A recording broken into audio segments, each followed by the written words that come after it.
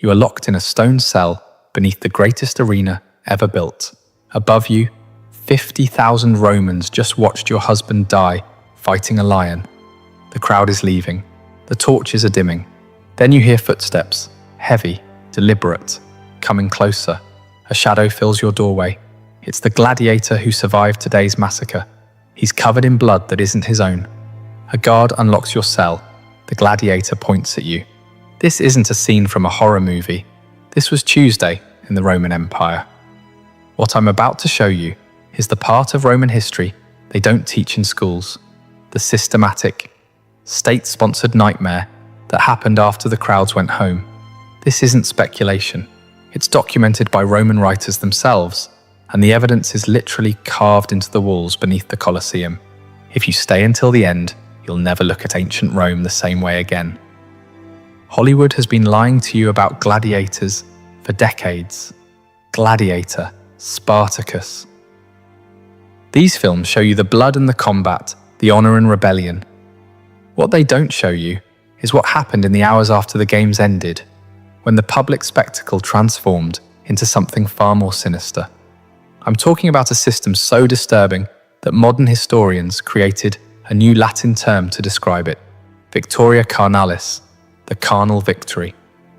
Now, the Romans themselves never called it that, because to them it wasn't even remarkable enough to need a special name. It was just normal. Here's what we know for certain. Roman writers like Martial, Juvenal, and Seneca documented a world where conquered women were warehoused beneath arenas and distributed as prizes. Not metaphorically, literally handed out like rations to gladiators who performed well. The Roman state, the government itself, operated this system with the same bureaucratic efficiency they used to build aqueducts and roads. Think about that. The same civilization that gave us concrete and representative government also perfected the industrialization of sexual violence. Before we go deeper, I need you to do something. Look at the like button right now. If you believe hidden history deserves to be exposed, even when it's uncomfortable, hit that button and drop a comment telling me where in the world you're watching from, because this story isn't just about Rome. It's about what empires do when no one's looking. Now, let's descend into the Hypogeum. To understand what happened in those underground chambers, you have to first understand how Rome turned human beings into inventory. This wasn't random cruelty. This was systematic dehumanization on an industrial scale, and it started the moment Roman legions conquered new territory. When Rome crushed a rebellion in Gaul or annihilated a city in Judea, they didn't just win a battle. They processed an entire population. It was like a factory assembly line for human suffering, men of military age, sent to die in mines or arenas. Children, sold to slave markets across the empire. Women, designated as captiva, war prizes belonging to the state. Here's where it gets truly chilling. Under Roman law, these people weren't legally human anymore. They were classified as resque, things, property. The same legal category as furniture or livestock. A conquered woman had no more rights than a chair. You could do anything to her, and it wasn't even technically a crime, because you can't commit a crime against an object. But Rome didn't just dehumanize people through law, they dehumanized them through spectacle.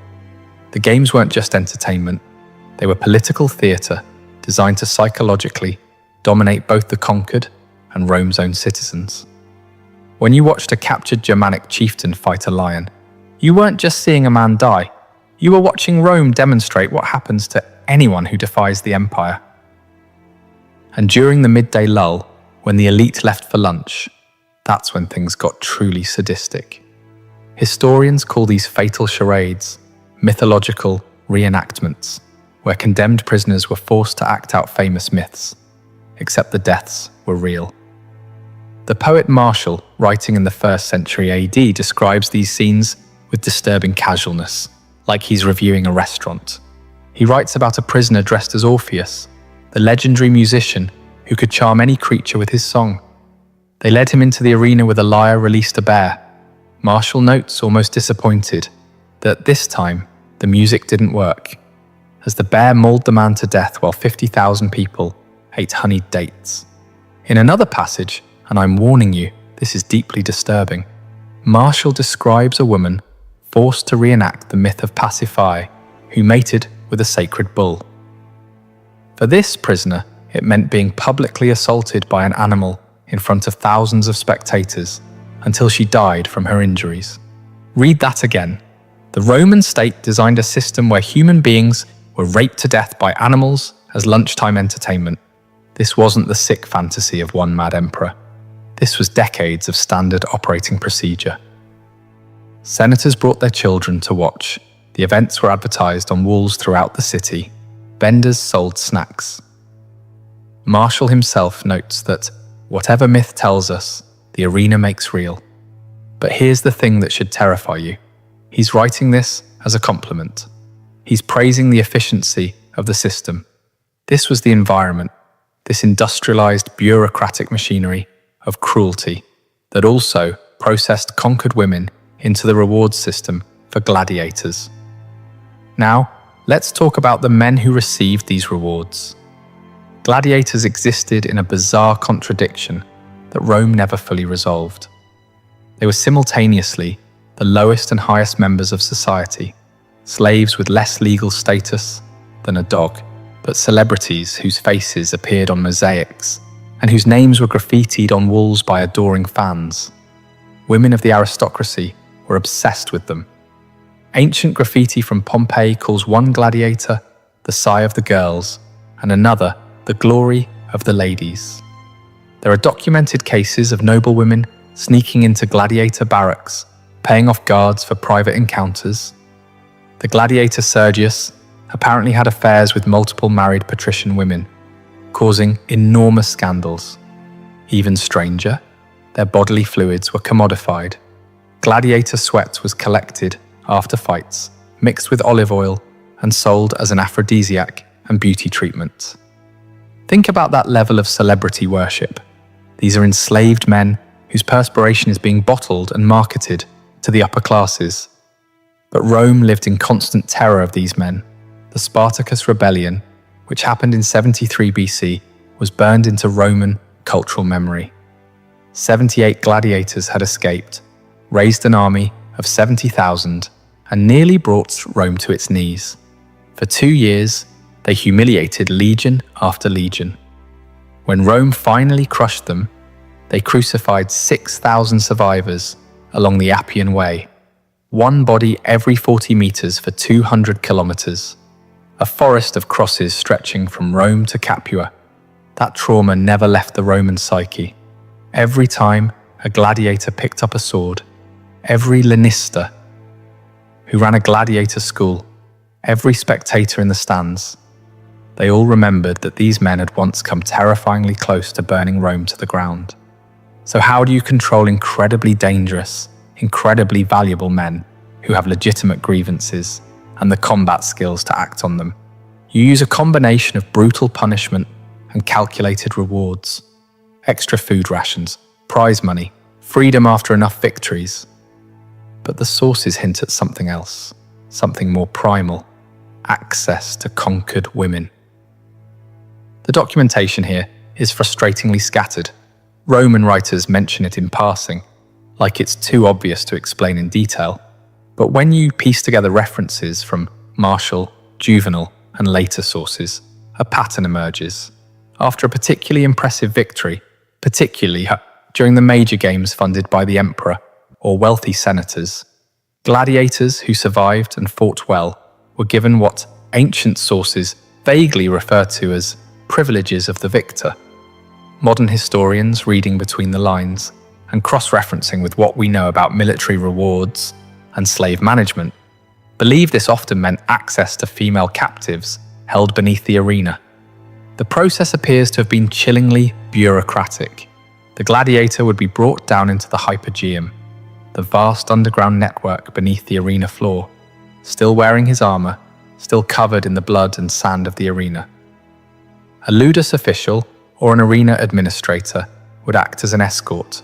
They'd walk through tunnels lit by oil lamps, past the animal cages and the mechanical lifts, until they reached a specific section of holding cells. These weren't general prison cells. Archaeological evidence from various amphitheatres across the empire, Capua, Pompeii, even beneath the Colosseum itself, reveals small chambers with distinctive features: stone benches, iron rings anchored into walls at waist height and near the floor, doors that lock from the outside. Some rooms show evidence of chains permanently mounted to the architecture. The women held in these cells were called captivae damnati, condemned war captives. They'd already been processed through Rome's bureaucracy of conquest. Their names were recorded in ledgers by officials called commentaries, who tracked state property. Each woman was assigned a number and a category based on her origin: Germanica, Britannica, Parthica. The gladiator would be shown a row of cells. Some accounts suggest he could choose. Others imply women were simply assigned, like equipment being checked out of a warehouse. Either way, a guard would unlock the designated cell. The woman would be brought out, or the gladiator would enter. The door would be locked again. What happened next isn't described in explicit detail in surviving sources, but it doesn't take much imagination. The architecture tells the story, the texts won't. Here's what makes this especially sinister. This wasn't a crime. It wasn't even viewed as morally questionable by most Romans. This was part of the operational budget of the games. The logistics of Victoria Carnalis were handled by the same administrators who scheduled animal fights and maintained arena equipment. From the state's perspective, this system solved multiple problems elegantly. It rewarded loyal gladiators cheaply. Conquered women cost the state nothing, as they were already classified as spoils of war. It reinforced the gladiator's sense of power and privilege without actually giving him any real freedom or authority. And it sent a message to both the gladiator and the conquered people.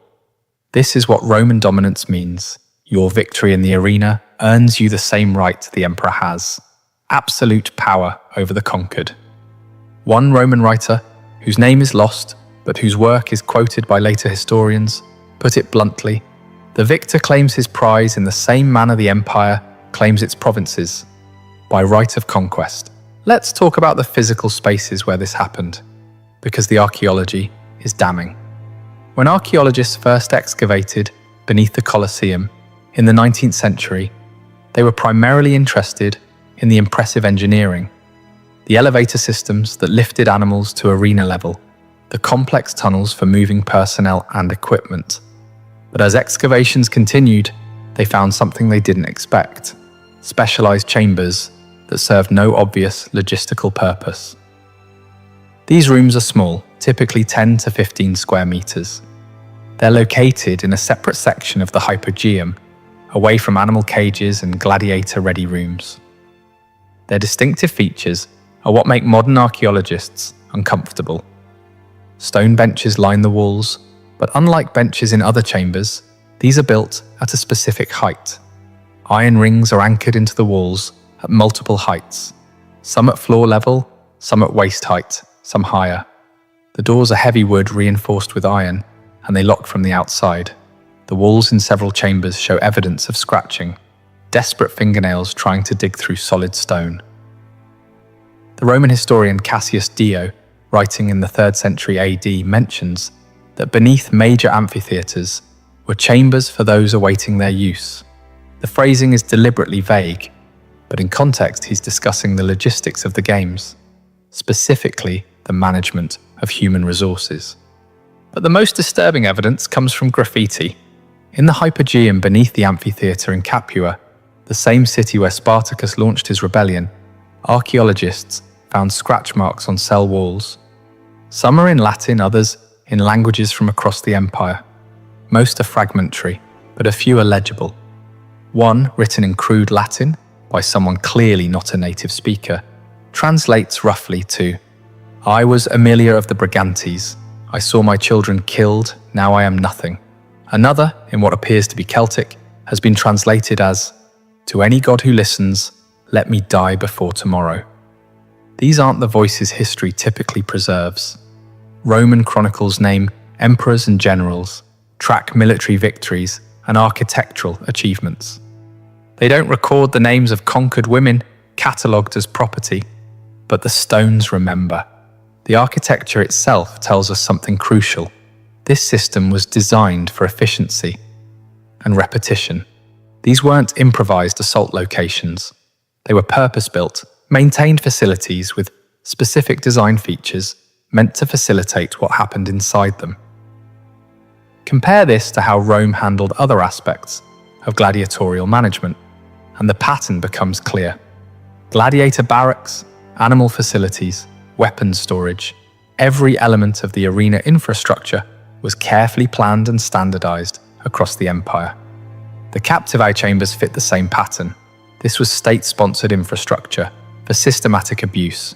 Some historians argue we shouldn't read too much into these chambers, that they could have been used for various purposes, that we're projecting modern concerns onto ambiguous evidence.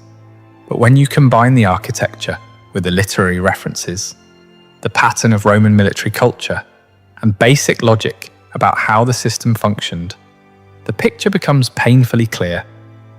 Now we have to confront the hardest part of this story, what this actually meant for the women trapped in this system.